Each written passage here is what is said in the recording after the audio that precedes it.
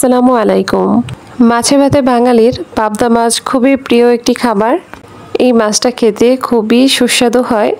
আজকে আমি আলু দিয়ে পাবদা মাছের ঝাল ঝোল তৈরি করব। দেখতে যেমন লোভনীয় লাগছে, খেতেও তেমনি অসাধারণ হয়েছে। আমি এখানে মিডিয়াম সাইজের 10টি পাবদা মাছ নিয়েছি, আর এর সাথে মিডিয়াম সাইজের 2টা আলু, এভাবে একেবারে পাতলাও না আর বেশি মোটাও না, এরকম একটা সাইজ করে কেটে 3 বারের মতো ধুয়ে সুন্দর করে পানি দিয়ে ভিজিয়ে রেখেছি। কালো কষগুলো পুরোপুরি বের হয়ে যাওয়া পর্যন্ত এই আলুগুলো ভিজিয়ে রাখতে হবে। আর মাছের মধ্যে আমি দিয়ে দিচ্ছি হাফ চা চামচ লবণ, হলুদের গুঁড়ো, মরিচের গুঁড়া, প্রত্যেকটা পরিমাণই হাফ চা চামচ করে দিয়ে সুন্দর করে মাখিয়ে আমি 5 মিনিট রেখে দিব। হলুদ মরিচ দিয়ে সবসময় এইভাবে মাছটা কিছুক্ষণ মাখিয়ে রাখার চেষ্টা করবেন, তাহলে মাছের স্বাদ কিন্তু অনেক বেশি ভালো আসবে। আর খেয়াল রাখতে হবে মাছের গায়ে যেন পানি লেগে না থাকে, তাহলে কিন্তু মাছটা তেলের মধ্যে দিলে ছিটে উঠবে। এখানে আমি 1 কাপের 3 ভাগের 1 ভাগ সয়াবিন তেল নিয়েছি। তেলটা খুব ভালোভাবে গরম করার পরে মিডিয়াম টু হাই আছে আমি মাছগুলো ভেজে নিব।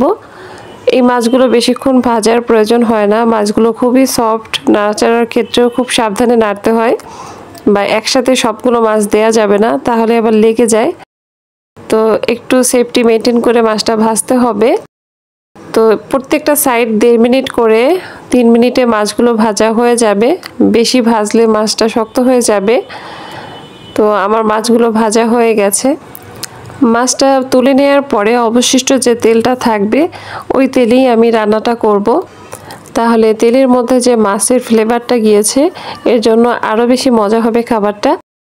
তো পরিমাণ মতো তেল নিয়ে নিয়েছি, এর মধ্যে দিয়ে দিব 1 কাপের 3 ভাগের 1 ভাগ পেঁয়াজ কুচি। পেঁয়াজটা খুব সুন্দর করে বাদামি করে ভেজে নিব।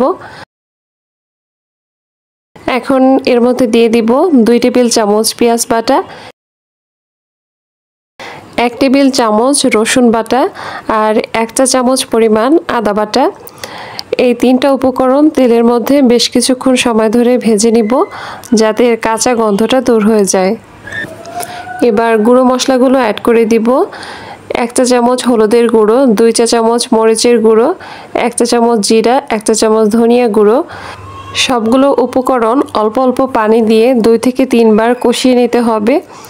খুব ভালোভাবে কষিয়ে নিলে মাছের স্বাদটা কিন্তু অনেক বেশি ভালো আসবে। মশলা কষানোর মধ্যেই অর্ধেক মাছের স্বাদ নির্ভর করে। একসাথে বেশি পানি দিয়ে মশলা কষাবেন না, তাহলে কিন্তু মশলার এই সুন্দর কালারটা আসবে না।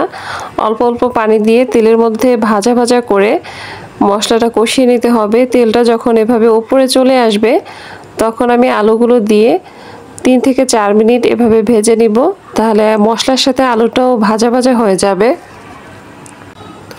প্রায় 4 মিনিট পরে আলুটা যখন এইভাবে ভাজা হয়ে গেছে, মশলা আর আলু কিন্তু একসাথে মিশে গেছে। এ পর্যায়ে আমি লবণ দিয়ে পরিমাণ মতো পানি দিব। পানিটা এমনভাবে দিব যাতে আলুটা একটু ডুবে যায়।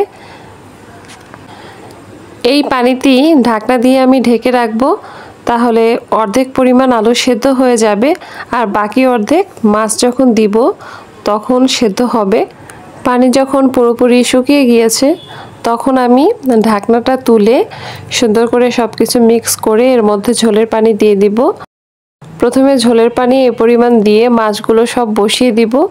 মাছের উচ্চতা যতটুকু হবে পানির উচ্চতা ততটুকুই হবে। মাছটা যেন ডুবে থাকে ওই পরিমাণ পানি দিতে হবে। সবগুলো মাছ দিয়ে দেওয়ার পরে আমি যেই বাটিতে মাছগুলো রেখেছি ওইটা একটু ধুয়ে আমি পরিমাণ মতো পানি দিয়ে দিচ্ছি। তো মাছটা যেন একটু ডুবে থাকে ওই পরিমাণ পানি দিতে হবে। আপনাদের কাছে যদি টমেটো থাকে তাহলে টমেটোটাই ব্যবহার করবেন, যেহেতু সব সিজনে টমেটো পাওয়া যায় না। তাই আমি এখানে 1 টেবিল চামচ টমেটো সস দিয়ে দিয়েছি। এটা দেওয়ার কারণে মাছটা খেতে কিন্তু খুবই সুস্বাদু হবে এবং কালারটাও অনেক বেশি ভালো আসবে। এটা পুরোপুরি অপশনাল, দিলে মজা হবে, না দিলে ক্ষতি নেই। এবারে ঢাকনা দেওয়ার পরে আমি 10 মিনিট মিডিয়াম টু লো আঁচে মাছটা রান্না করে নিব। তো যার যার পছন্দ মতো ঝোলটা রেখে দিবেন, তাহলেই হলো। ধনিয়া পাতা দিয়ে আরও 2 মিনিট ঢেকে রাখবো। মাছটা কিন্তু অলরেডি রান্না হয়ে গেছে। ধনিয়া দেওয়ার পরে ধনিয়া পাতাটা একটু সেদ্ধ হবে, ওই পর্যন্ত অপেক্ষা করব। গরম ভাতের সাথে পাবদা মাছ আলু দিয়ে ঝোল, এটা খেতে খুবই টেস্টি লাগে। তো দেখতেই পাচ্ছেন কি লোভনীয় রান্না হয়েছে। আপনারা বাসায় অবশ্যই ট্রাই করবেন। তবে অবশ্যই খেয়াল করবেন আলুটা একেবারে পাতলা করে কেটে ফেলবেন না, তাহলে এভাবে কষাতে গিয়ে আলুটা ভেঙে যাবে, বেশি সেদ্ধ হয়ে যাবে। আর একটু মোটা মোটা করে কাটলে অনেকবার আপনি আলুটা কষিয়ে নিতে পারবেন আর খেতে খুবই স্বাদ হবে। তো আজ এ পর্যন্তই। আশা করি ভিডিওটি আপনাদের ভালো লেগেছে।